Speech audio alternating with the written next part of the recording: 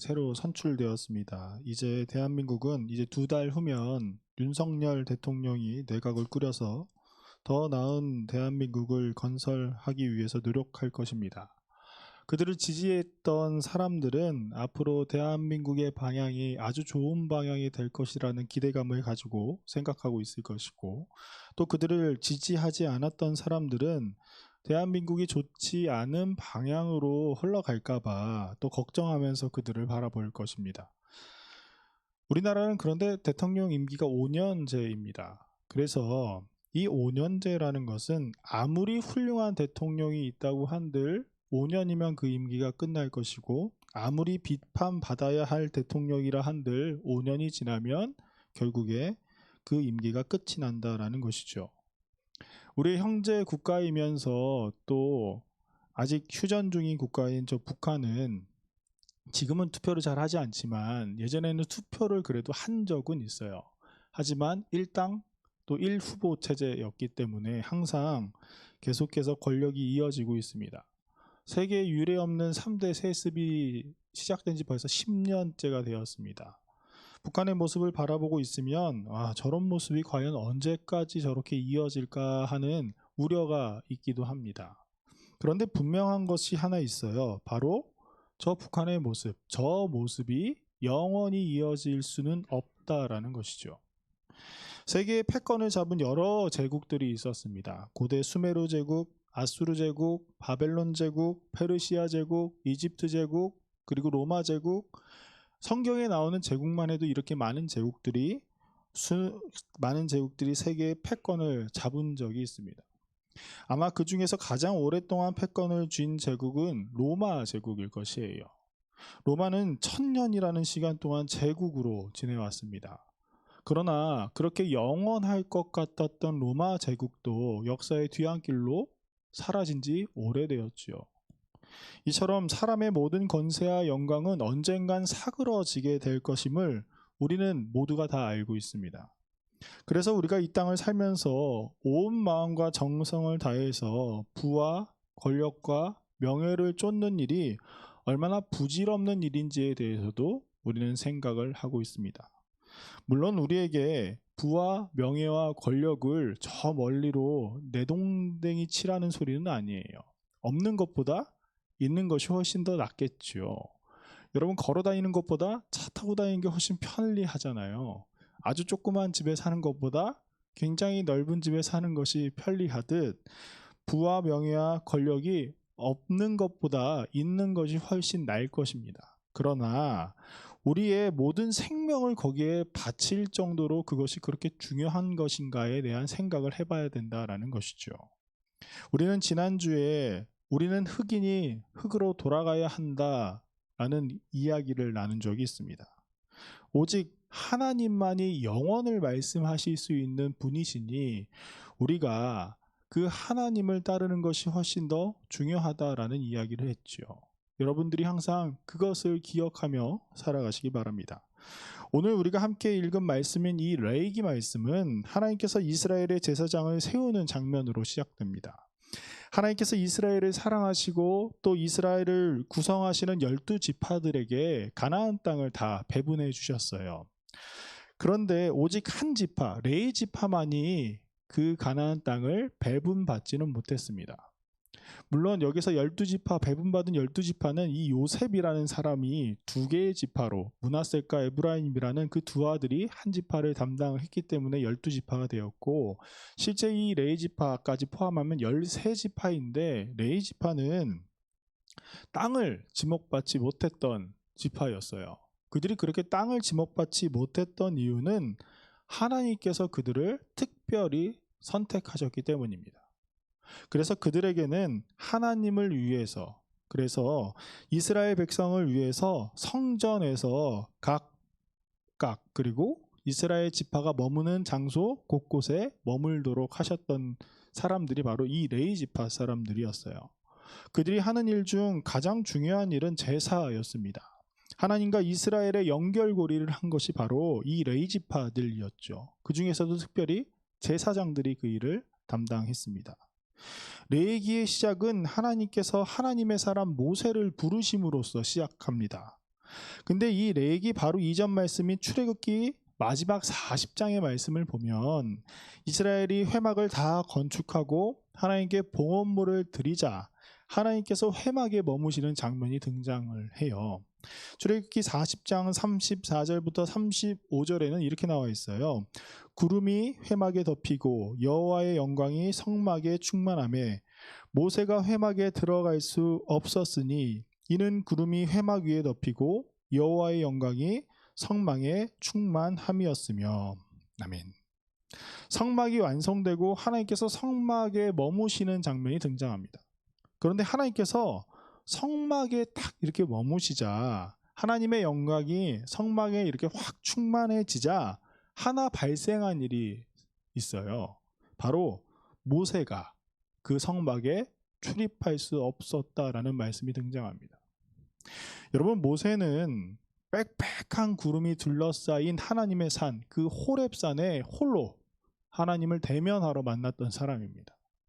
하나님의 영광이 이때보다 훨씬 더 가득했었던 그 호렙산, 그래서 모든 이스라엘 백성이 두려워 떨던 그곳에 모세는 서스름 없이 올라갈 수 있었던 사람이 바로 모세였어요. 그리고 이스라엘에게 하나님의 말씀을 대언했던 사람이었지요. 그 사람이 모세였는데 그가 하나님의 임재가 가득한 성막에 출입하지 못했다라는 이 말씀은 그 모세조차도 하나님께서 그렇게 사랑하시고 하나님의 마음과 하나님의 사람이다라고 명하신 그 모세조차도 인간이다라는 이야기를 하고 있는 것이에요. 그 모세조차도 죄가 있는 인간일 뿐이며 그 또한 흙으로 돌아가야 되는 존재이다라는 것을 출애굽기는 이야기하고 있죠. 이렇게 흙으로 돌아가야 될 존재, 유한한 존재는 무한하신 하나님 앞에 나아갈 수 없다라는 것을 하나님께서 보여주고 계십니다. 그렇게 선하신 하나님과 가장 가까웠던 모세조차 하나님과의 거리가 어느 정도로 멀리 떨어져 있는지 보여주는 장면이지요. 그런데 하나님께서 이제 그 모세를 회막으로 초대하셨어요. 결국 하나님의 허락으로 말미암아 모세가 하나님의 영광에 들어간 것이지요. 그리고 말씀하십니다. 그 말씀이 바로 레위기 말씀이에요. 하나님께서 먼저 이 레위기 말씀을 통해서 제사법에 대해서 이야기를 하세요. 그래서 우리가 지난주에 속죄제, 제사법 중에 하나였던 속죄에 대한 이야기를 좀 들었습니다. 그리고 이어서 하나님께서는 모세의 형인 아론과 그의 아들, 아론의 아들들을 제사장으로 삼으시는 일을 행하셨어요. 하나님께서 회막으로 모세를 부른 후 가장 먼저 제사법, 그리고 그 이어서 제사장을 세우신 이유가 과연 무엇일까요? 하나님께서는 왜 제사장이라는 직분을 따로 세워주셨을까요? 그것은 아론을 이스라엘 백성들 앞에 특별한 존재로 만들기 위함이었을까요? 하나님께서 모세와 아론과 그의 아들들을 제사장으로 세우실 때 가장 명령하신 일은 온 회중을 회막 앞에 모이게 한 일이었습니다. 그래서 이스라엘 온 백성이 보는 앞에서 아론과 그 아들들이 하나님께서 명령하신 대로 성결하게 하였고 제사장의 옷을 입었고 기름 부음을 받았습니다. 그리고 하나님 앞에 제사를 드렸지요. 이러한 모든 일을 마친 후에 모세는 그들에게 선포해요. 제사장들에게 선포하는 겁니다. 오늘 우리가 함께 읽은 레위기 8장 34절부터 36절까지의 말씀입니다. 우리가 함께 교독하도록 하겠습니다.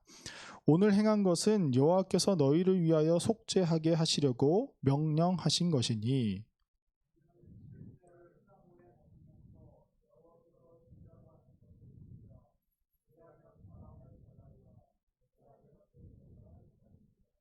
함께 하겠습니다.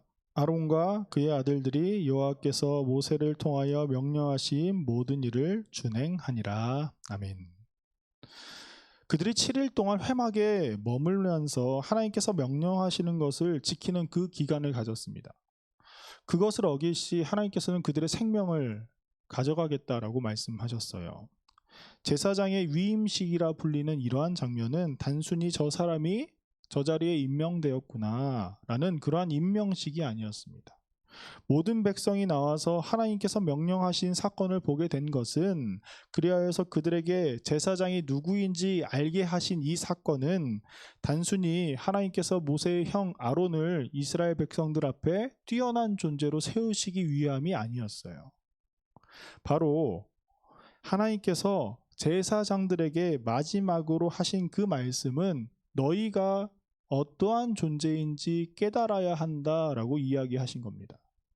하나님의 부르심을 받은 이 제사장이란 단순히 백성 위에 있는 존재가 아니라, 그래서 배분을 받은 그러한 자리가 아니라, 하나님께서 성막을 세웠을 때 앞으로 내가 제사장을 통하여서 이스라엘 백성과 소통할 것이다, 내가 이스라엘 백성을 만날 것이다 라고 말씀하신 겁니다. 결국 하나님의 성막에 세워졌을 때, 그리고 그 성막에 하나님의 사람 모세조차 가까이 가지 못했을 때, 하나님은 제사장을 세우셔서 하나님과 사람의 만남이 이루어졌음을 보여주신 사건이 바로 제사장을 세우신 사건이에요. 결국 하나님의 놀라운 은혜와 사랑이 이 말씀 속에 등장하고 있는 것입니다. 우리가 살아가는 이 시대 속에 눈에 보이는 제사장은 사실 존재하지 않아요. 그 이유는 예수 그리스도께서 우리의 대제사장이 되셔서 우리를 위해 자신의 속죄제물이 되셨기 때문입니다. 예수님의 십자가 사건은 단순히 우리의 죄를 사하셨다 해서 끝나는 사건이 아니에요. 예수님께서 십자가에 죽으셨을 때 성정에 휘장이 찢어졌다라는 말씀이 있어요. 그 말씀은 하나님께서 이제 제사장을 통해 사람과 하나님과의 만남을 이루셨으나, 이제는 제사장이 아닌 예수 그리스도를 통해서 하나님과 우리가 만나겠다라고 공표하신 사건이 바로 십자가 사건입니다. 즉 우리는 예수님을 통해서만 하나님 앞으로 나아갈 수 있다라는 그러한 말이죠. 그래서 우리가 기도할 때 어떤 기도를 하나요? 맨 마지막에 누구의 이름으로 기도를 하나요? 예수 그리스도의 이름으로 기도하는 이유는 예수님만이 우리가 하나님의 연결고리 되시기 때문입니다. 오늘 우리가 함께 또다시 읽은 시편 121편의 말씀은 성전을 향해 올라가는 노래입니다. 하나님께 예배하러 가는 그때 부르는 노래가 바로 121편의 말씀이에요. 이 121편의 말씀은 이렇게 시작하죠. 내가 산을 향하여 눈을 들리라. 나의 도움이 어디서 올까? 하나님을 예배하기 위해 성전을 향해 발걸음을 움직인 그 시인의 눈에 들어온 것이 하나 있습니다. 그것이 바로 산이었어요. 단순히 우리가 여기 길 가다가 북한산을 보거나 이런 산을 그냥 풍경이 좋구나 이 정도에 생각하는 산이 아니라, 고대 시대의 산은 신들과 관련 있는 곳이었습니다. 산에는 다 산당들이 존재를 했어요. 우리나라도 크고 웅장한 산일수록 큰 신이 있다고 그렇게 믿는 사람들이 간혹 있습니다. 그래서 그 산을 영산이라고 부르기도 하죠. 뭔가 신령한 기운이 있는 곳. 그래서 해마다 그 산에 올라가서 그 기운을 받고 오겠다, 그 산의 신에게 기도하고 오겠다 하는 그런 사람들도 있고, 산신들에게 제사를 드리는 사람들도 꽤나 많이 있습니다. 우리나라에서 유명한 영산은 태백산이 아주 대표적인 영산 중에 하나이지요. 근데 이것은 우리나라랑 이스라엘뿐만이 아니라 세계 곳곳에 있는 모든 나라 사람들이 산에 신이 있다라고 많이 믿고 있는 것 같아요. 121편의 시인은 성전으로 올라가는, 예루살렘으로 올라가는 곳곳에 있는 산신들을 바라보면서 어떠한 신이 나를 도울 수 있는 참신인지에 대한 질문을 던진 것입니다. 여러분도 예배당에 오는 이 자리에 수많은 신들을 보았을 것입니다. 그냥 단순히 무슨 다른 종교 시설들만 본 것이 아니라 우리를 열광하게 하는 모든 것들을 여러분들이 보고 왔을 것이에요.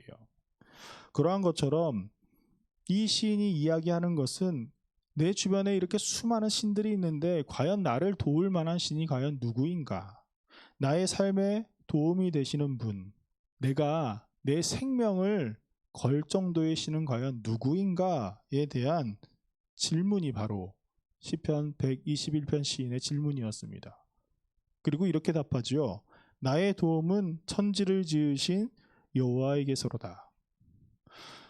오직 하나님만이 진정한 신인임을 고백하고 있는 시인입니다. 여러분, 우리가 이곳에 예배하러 올 때 어떤 마음으로 나오고 계시나요? 그냥 일주일에 일요일이 되니, 주일 아침이 되니 눈을 뜨고 어쩔 수 없이 교회를 나오는 항상 반복되는 일상처럼 생각을 하고 계시나요? 아니면 이 시인처럼 하나님만이 오직 도움이 되시니 이 자리가 굉장히 귀한 자리이다라고 생각하고 이 자리에 나오시나요? 오늘 내 얘기 말씀은 우리에게 이렇게 말해요. 오늘 우리가 드리는 이 예배의 시간은 예수 그리스도의 죽으심으로 말미암아, 예수님의 그 희생으로 말미암아 만들어진 하나님과 우리가 만나는 시간이다. 그렇기에 이 예배의 시간은 우리에게 굉장히 중요한 시간 중에 하나입니다. 그래서 우리가 이 예배의 시간, 하나님을 만나기 위해 나오는 이 예배의 시간에 우리는 이 시편의 시인과 같은 고백이 있어야 하지 않을까요? 내가 머무는 이곳은, 우리 정릉교회 이 소예배실 이 자리는 천지를 지으신 하나님께 나의 생명을 맡기러 가는 자리이다 라는 고백 말이죠. 우리의 이러한 고백에 하나님은 우리에게 어떻게 응답하고 계실까요? 오늘 3절부터 8절까지의 말씀을 함께 교독하도록 하겠습니다. 여호와께서 너를 실족하지 아니하게 하시며 너를 지키시는 이는 이가 졸지 아니하시리로다.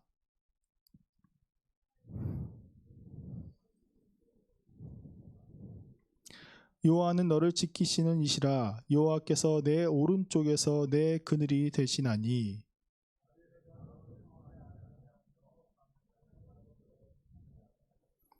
여호와께서 너를 지켜 모든 환난을 면하게 하시며 또 내 영혼을 지키시리로다.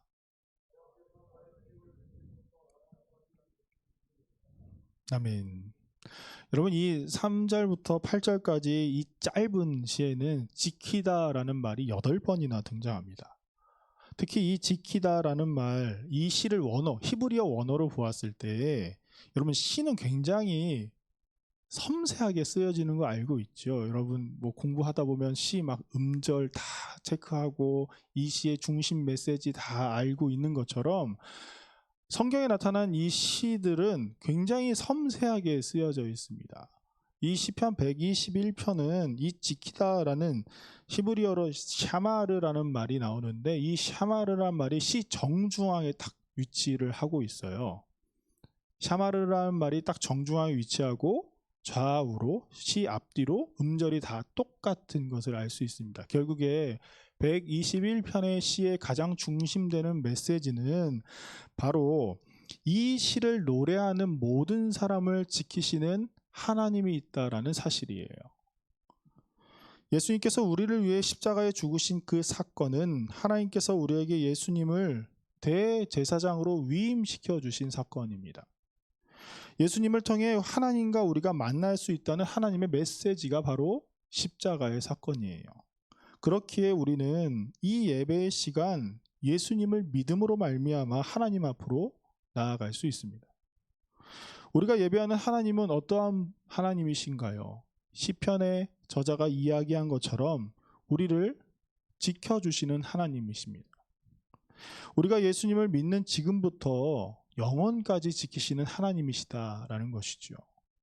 우리가 단순히 이 땅에서 우리의 생명이 다할 때까지 하나님께서 우리를 지켜주시는 그러한 하나님이 아니시라, 우리가 이 땅에서 흙으로 다시 돌아가는 그날이 올지라도 우리를 새로운 몸으로 일으켜 주시어서 영원까지 하나님 곁에 두시는 그 하나님, 그렇게 지켜주시는 하나님이시다라는 것이죠.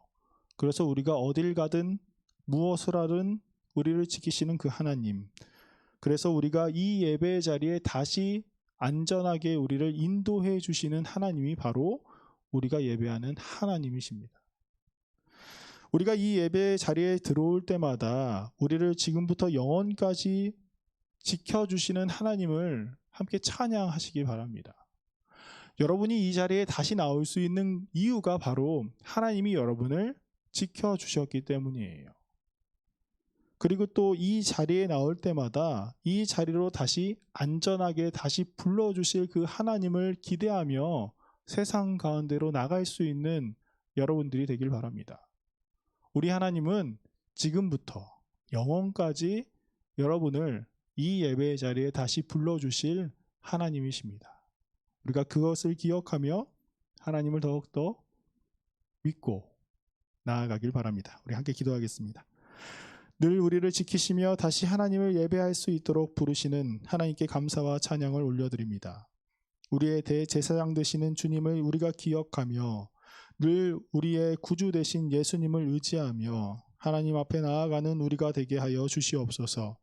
우리가 눈을 들어 다른 곳을 보는 자들이 아닌 우리를 영원까지 지키시는 하나님만을 바라보는 우리가 되게 하여 주시고 늘 하나님을 찬양하며 예배하는 우리가 되게 하여 주시옵소서. 감사드리오며 예수 그리스도의 이름으로 기도드립니다. 아멘. 이 시간 다 함께 일어나서 봉헌 찬송 드리도록 하겠습니다.